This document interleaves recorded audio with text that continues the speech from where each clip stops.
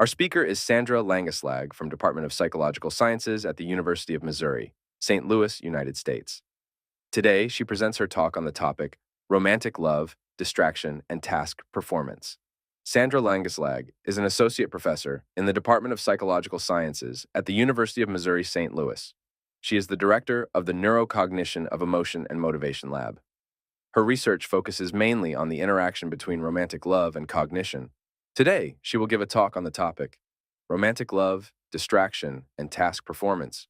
And I am excited to tell you about my research on romantic love, distraction, and task performance. So we know that things like obsessions, intrusions, rumination, and worry are unpleasant. And in a previous study, I have shown that people who are in love think about their beloved about 65% of the time. That's what they self-reported. And so that led me to wonder whether people find that intrusive. Do they actually enjoy thinking about their beloved or not? So that was the first research question of the current study. We also know from the literature that if emotional information is irrelevant to your task, that it then distracts you from the task that you should be doing. And therefore, I was wondering if this thinking about the beloved is associated with self-reported trouble focusing on other tasks. So do people say that thinking about their beloved distracts them from other things they should be doing, such as their work or their homework? And then I also wanted to know if this objectively was the case. So is thinking about the beloved associated with actual poor task performance? So in this study, we had 86 young adults who were in love, who ended up providing usable data. They were mainly women. That was not intentional. That's just how it turned out. Most of them had an opposite gender beloved, and most of them were in a relationship, but most of them were not cohabitating or married. The love and relationship durations were about 3 years, but there was a wide range. So it ranged between 1 month all the way up to 18 years in love and or in a relationship. So I had them do the sustained attention response task. In this task, they see a number on the screen appear once every 2 seconds, which is fairly slow. There, the participants are asked to press the space bar for every number except when the number is 3. So then they don't need to press anything. And this is an easy task, and that actually makes it a little bit boring, and that makes you wonder. So that it's so boring that you start thinking about other things. So throughout the task, we sometimes asked participants, a probe appeared on the screen. We didn't verbally ask them. This was presented on a computer screen. And it said, were you thinking about your beloved just before the probe? And they pressed Y for yes or N for no. And then sometimes we also asked them on the computer screen, what are you thinking about right now? And then they could just type whatever they were thinking about and then resume the task. We also had them do some self-report measures. So I asked them, how much of your time do you spend thinking about your beloved? And they used a slider to indicate this, and the slider ranged from not at all to all the time, so they could put the slider wherever they wanted.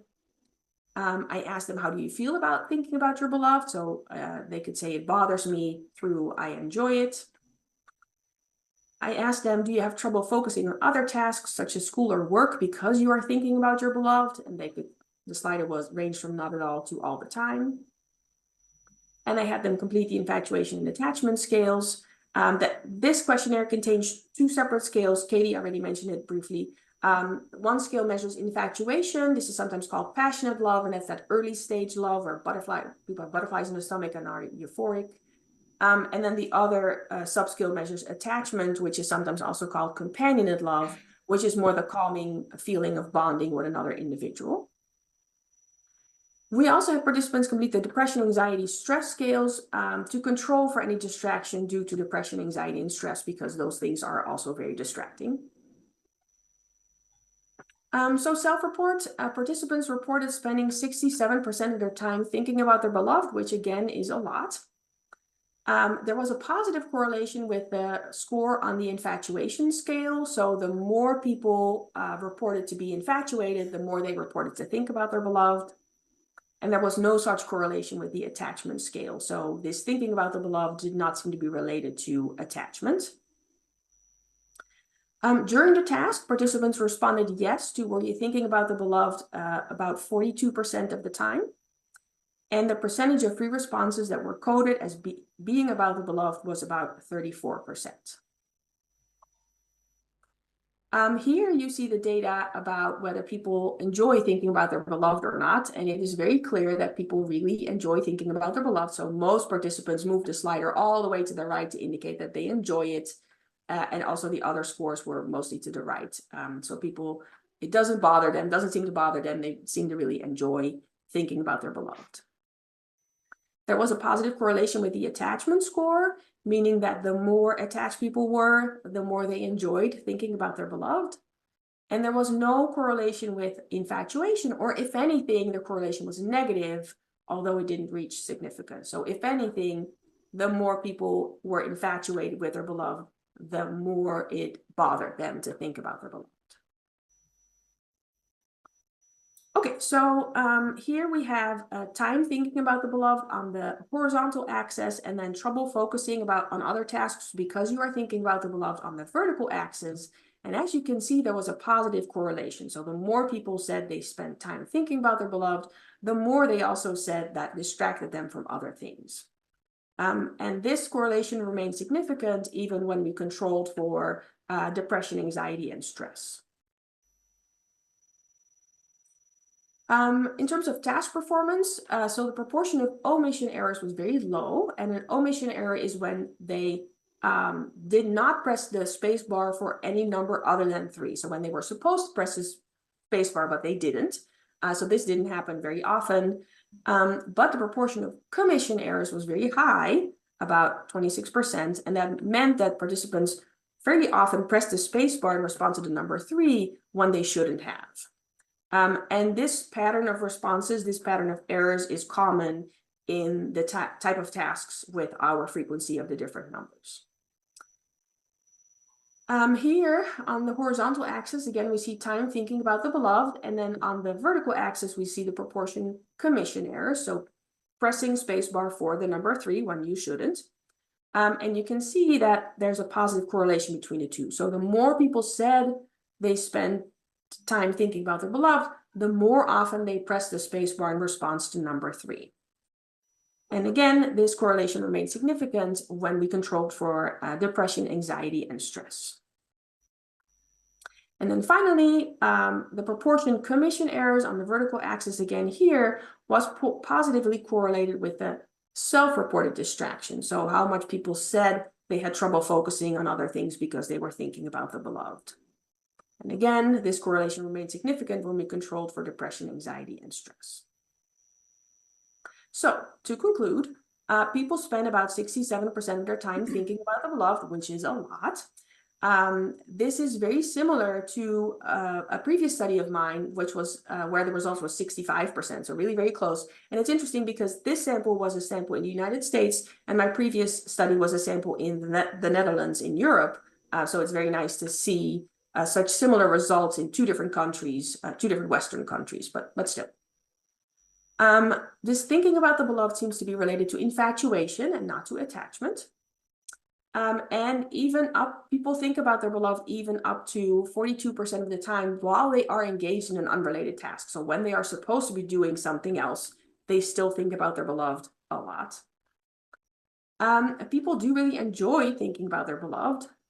So it doesn't seem to bother them. And this is related to attachment and not related to infatuation, or if anything, negatively related to infatuation. And then time thinking about the beloved, self-reported distraction, and poorer task performance all relate to each other. So to conclude, thinking about the beloved is very frequent and very pleasant, but it distracts people from other things they should be doing. So thank you very much to the people in my lab, including Katie, who is here, that helped with data collection and data analysis. And thank you for your attention. And of course, feel free to send me an email with any questions or comments. Thank you.